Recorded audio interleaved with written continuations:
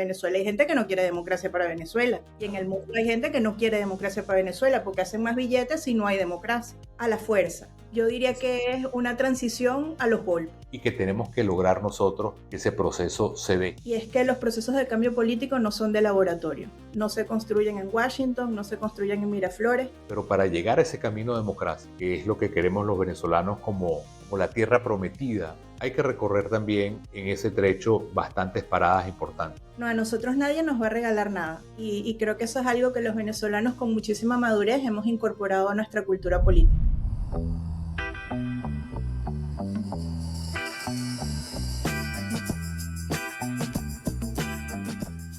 En la conversación pública en Venezuela hay dos posiciones fundamentalmente con lo que estamos viviendo hoy. Hay quienes dicen que ya en Venezuela comenzó la transición. Hay quienes dicen en Venezuela no ha comenzado ninguna transición. Y es una palabra que se repite todo el día. Todo el mundo está hablando de transición en Venezuela. Unos para decir que comenzó, otros para decir que no ha comenzado nada. ¿Dónde está la verdad? Bueno, por eso hemos estado conversando el día de hoy en las tres preguntas por Julio Andrés Borges con Paola Bautista de Alemán. Paola Bautista de Alemán es quizás la venezolana que más ha estudiado el tema de las transiciones, tiene diferentes libros sobre el tema de la transición, estudió un doctorado en Alemania sobre el tema de la transición y es vicepresidenta de formación del movimiento Primero Justicia y al mismo tiempo en este momento está siendo de profesora invitada en la Universidad de Notre Dame. En las tres preguntas por Julio Andrés Borges, el día de hoy conversamos con ella para entender bien qué significa esa palabra transición, entender también qué tiene de especial y de distinto el momento que vive Venezuela y luego cuál es el recorrido que hay que hacer para que podamos sentir la fuerza, la energía, la realidad palpable que Venezuela está encaminada a una transición. Vamos a verlo. Paola, qué gusto que estemos conversando en este espacio, la verdad, y que hayas aceptado venir a conversar conmigo en estas tres preguntas, porque, como lo dije en la presentación de esta conversación, tú eres una de las personas en Venezuela que se ha dedicado a estudiar el tema de las transiciones y te está tocando y le está tocando a todo el país vivir una transición extremadamente singular y compleja, la que nos ha tocado a los venezolanos.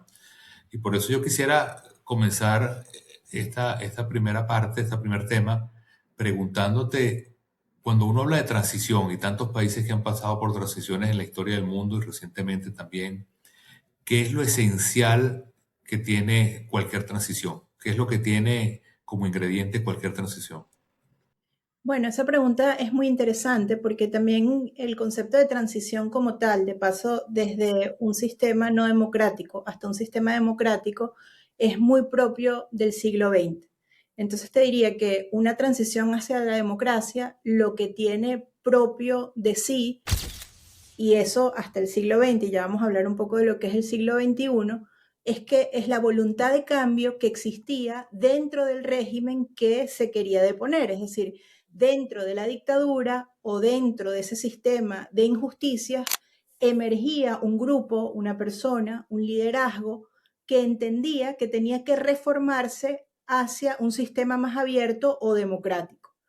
Esa Eso esa es la historia, digamos, normal es en el siglo XX. en el siglo XX. Es que dentro del mismo monstruo surgía un grupo Exacto.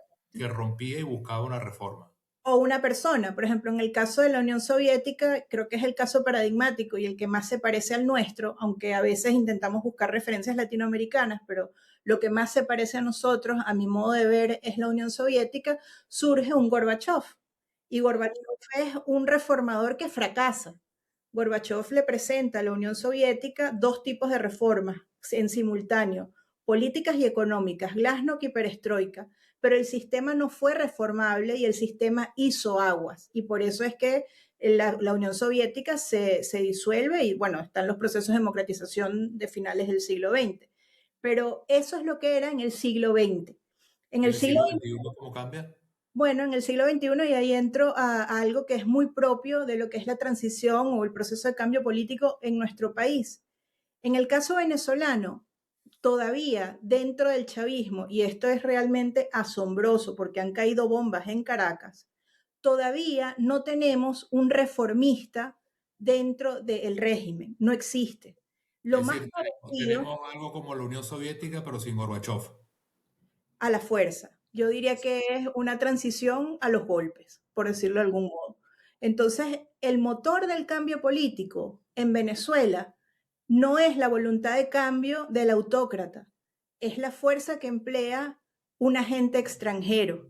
Entonces, la gran pregunta es si la fuerza va a poder sustituir la voluntad. Así como el motor que abre el espacio cívico dentro del país no son las garantías que ofrece el régimen, sino la voluntad de cambio del pueblo de Venezuela. Entonces creo que ahí tenemos una tensión entre lo que es voluntad y fuerza y habrá que ver cómo se va a desarrollar eso. Pero ¿tienes algún referente, bien sea en el siglo XX o en el siglo XXI, de una transición a empujones, un poco como la que estamos viendo en Venezuela? Es decir, que es algo de afuera hacia adentro y no que surge de adentro, como explicabas con el caso de Gorbachev. La verdad es que no, yo estaba buscando y yo no lo he encontrado y por eso creo que el caso venezolano es tan atípico, porque el motor del cambio es la fuerza y no solamente la fuerza, sino que esa fuerza tampoco hay tanta claridad sobre la voluntad democrática de esa fuerza que se emplea. Es decir, los Estados Unidos nos han dicho que su prioridad es la estabilidad, que su prioridad es la recuperación, pero todavía no está muy claro cómo va a ser ese camino hacia la transición. Bueno, porque ese punto era el tercer tema que quería tocar, que es que hay como una especie de discusión, y he conversado con economistas aquí mismo en este espacio, donde me dicen, bueno, es que la realidad dura, nos guste o no nos guste, es que puede haber crecimiento económico y transición económica sin transición política. Y eso hay que tenerlo como una alarma para estar alerta. Yo te preguntaría, hay casos en los cuales si no hay transición política junto a la transición económica, es decir, perestroika y glasnost juntos, eso amenaza con que el proceso se rompa, se estanque o colapse. Bueno, una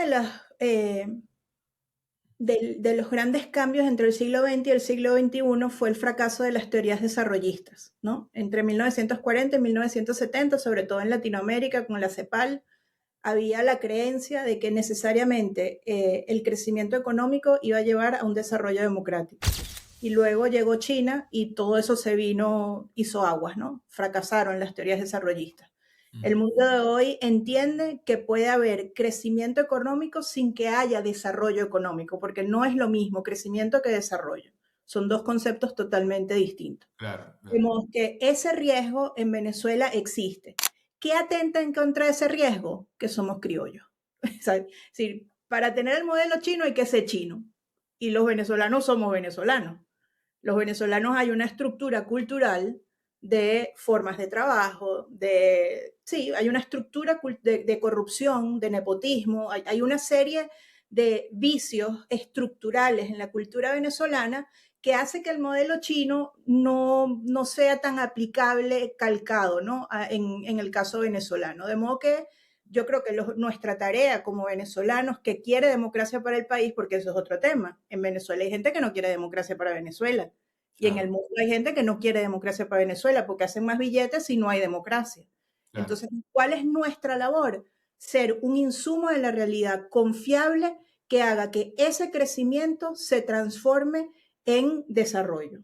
Claro, pero tú tienes ahorita una realidad que es que, digamos, en términos de fuerza, de músculo, los dos actores que tienen hoy el poder es por un lado el más importante, los Estados Unidos, obviamente, y también lo que quedó del madurismo descabezado. El punto es que hoy están de acuerdo en mantener esa transición económica, petrolera fundamentalmente, pero creo que hay que buscarle e imprimirle fuerza para que esa llama que queda de energía democrática, que es el pueblo venezolano, entre todos empujemos a que haya además una transición política. Es decir, la tarea nadie nos la va a regalar, pareciera, ¿no? No, a nosotros nadie nos va a regalar nada. Y creo que eso es algo que los venezolanos con muchísima madurez hemos incorporado a nuestra cultura política. Después de 27 años, nosotros sabemos que cada paso que damos es producto del esfuerzo, del sacrificio, del sudor y de la sangre de muchos, muchos, muchos venezolanos que quieren democracia para nuestro país. Entonces yo te diría que el gran desafío es transformar esa fuerza en ley y que esa ley se transforme en instituciones y que esas instituciones finalmente sean cultura, para que Venezuela más nunca vuelva a caer en lo que cayó en el siglo XX. Finalmente, Paola, y siendo muy clara y muy pedagógica, y te lo agradezco, Marcos Rubio ha hablado como de 3 pasos que tiene que vivir Venezuela para alcanzar, en teoría, una transición. ¿Cómo se lo explicarías a cualquiera de las personas que nos está escuchando ahorita para que lo entienda de la manera más sencilla y más simple esos 3 pasos, esos 3 escalones que plantea Marcos Rubio? Bueno, lo primero que le diría a las personas es lo que yo misma he estado aprendiendo desde el 3 de enero y que me parece algo que es fabuloso. Y es que los procesos de cambio político no son de laboratorio, no se construyen en Washington, no se construyen en Miraflores, sino que se construyen de abajo hacia arriba en cada uno de los rincones de nuestro país. Y la forma más sucinta y clara de explicarlo es que cada uno de nosotros somos motor de cambio político. En la medida en que nosotros no nos achinchorremos, en la medida en que nosotros no nos conformemos con lo mínimo que nos puedan dar y acudamos a una virtud firme de amor a la justicia, de búsqueda de la verdad, de vocación de encuentro, de todas estas cosas que van construyendo cultura democrática, en esa medida podremos avanzar en este itinerario que por razones pedagógicas Marco Rubio le ha puesto 3 nombres, pero que los venezolanos con sudor en tierra vamos a convertir en una realidad. Paola, bueno, muchas gracias por este tiempo, por esta conversación. Ha estado muy clara y muy pedagógica. Y bueno, invito a todos los que nos están viendo para que a continuación tengamos el desarrollo y la profundización de lo que han sido las respuestas de Paola. Muchas gracias. Bueno, nos quedan cosas muy interesantes en esta conversación con Paola Bautista Alemán sobre las transiciones. Y la pregunta que ustedes quizás se están haciendo, ¿comenzó o no comenzó la transición en Venezuela? Bueno, la respuesta es que sí comenzó y la otra parte es que no comenzó. Donde pareciera que comenzó y de manera irreversible en la parte económica. Pero como hemos visto también en otras preguntas que hemos hecho, como es el caso de Alejandro Grisanti, que los invito a que vean ese programa, la parte económica todavía tiene una cantidad de alarmas sobre las cuales tenemos que poner toda la atención. La discrecionalidad en el manejo de los dólares, el hecho de que tengamos todavía un sistema cambiario que no es transparente y la necesidad que haya instituciones confiables para que el país pueda avanzar. Pero lo más importante es no solamente ese cambio de glasnost y perestroika, que tiene que ser completado con más democracia, que es lo que dice Paola que es fundamental, que falta en este momento. Pero para llegar a ese camino de democracia, que es lo que queremos los venezolanos como la tierra prometida a la cual alcanzar, hay que recorrer también en ese trecho bastantes paradas importantes. En primer lugar, la seguridad, la justicia, el control territorial, el hecho de que haya verdaderamente revisión y no repetición y castigo a los temas relacionados con corrupción y con derechos humanos, pero al mismo tiempo que haya un país que se unifique, que no siga siendo un país fracturado, dividido, polarizado y en cortocircuito permanente, pero al mismo tiempo un país en el cual haya una reforma institucional profunda, sobre todo a nivel de instituciones tan importantes como la Fuerza Armada, cuál es el futuro de la Fuerza Armada en Venezuela, o los jueces, o la Fiscalía, o las mismas policías. El hecho de que nosotros tengamos una purificación para que esas instituciones no tengan color político ni partidista, sino que sean de todos los venezolanos y que al mismo tiempo todos los venezolanos quepan dentro de esas instituciones sin ningún tipo de exclusión y que al mismo tiempo sintamos que estamos viviendo todos de nuevo en un solo país y no en varias Venezuelas que están rotas. Semejante es el desafío que tenemos por delante para poder decir que estamos alcanzando una transición. De manera que no se trata solamente de unos pasos, así sean irreversibles en materia económica, o no se trata solamente de decir tengamos elecciones ya, que las queremos todos, sino que hay una serie de paradas en ese camino que van a ser muy fuertes, van a ser algunas dolorosas, van a ser otras muy gratificantes, pero es un proceso que va a ser complejo y que tenemos que lograr nosotros que ese proceso se dé. Porque una de las ideas más importantes que dejó esta conversación es que al final, tanto la libertad como la justicia, y lo más importante, la dignidad, nadie nos las va a regalar, sino que tenemos que pelearla nosotros los venezolanos.